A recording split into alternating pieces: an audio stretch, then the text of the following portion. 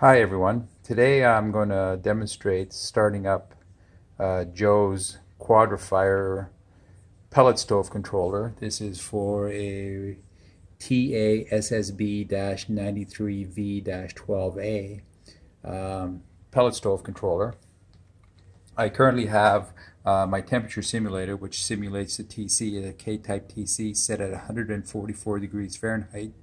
And I'm about to turn it on now, and when we do, we'll see three of the lights come on: the igniter, the combustion, and the auger motor.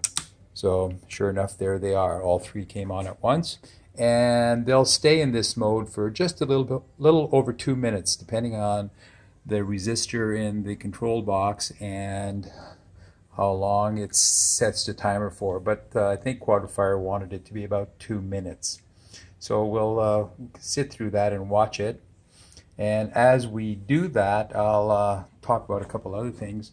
On this controller, I've already pre-measured it, but the green light will come on at about 260 degrees Fahrenheit, and the red light will come on at about 1269 Fahrenheit.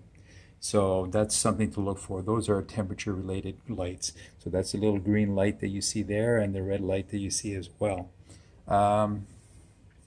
Otherwise, we're just waiting right now for the 2-minute clock to go by before moving on to the next step. When that happens, we'll see that the auger motor will shut off.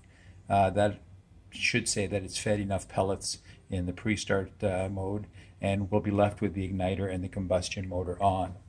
And then once that's done, I'll move the temperature up to our trigger points, and we'll see the LEDs change, and the auger motor and igniter lights change as well. So I'm just waiting for that to happen here.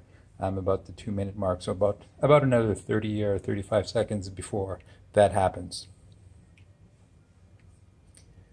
Once this test is over, once I've finished recording this, I think I'll package up the controller, put the cover back on, and return it to its owner.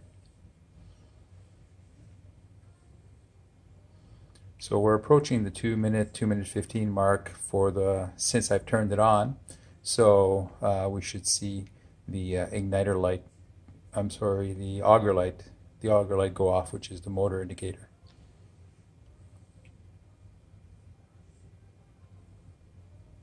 There it is. So the auger's just gone off, and the igniter is still on, and it's waiting for the temperature to rise a little bit before shutting off. So I'm going to increase the temperature that the TC reads, and that should eventually, if I go up to 260 degrees F, that should make, here, let me, guess there's no good way to do this. As I increase it, we should see the little green light come on. There we go, at 250, and pretty soon here the little green LED should light up. There it is. And when that happened, the auger light came back on. So if I continue increasing it to a little over 1200 degrees, I should see the red light come on, and that should turn off the igniter.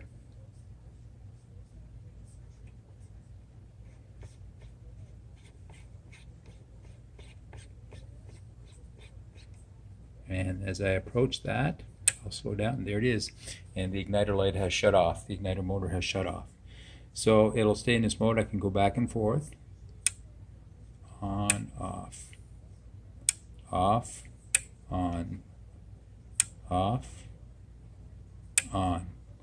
And that's pretty well the extent of the testing that I can do with this test fixture. So I think I'm satisfied that this one is running like all the others that I've tested, and I'm going to return it to the customer. Oh, one last thing is, if I turn off the thermocouple to simulate a failed thermocouple, one of the lights goes off and the igniter comes back on for whatever reason. Back to normal. Turning it off.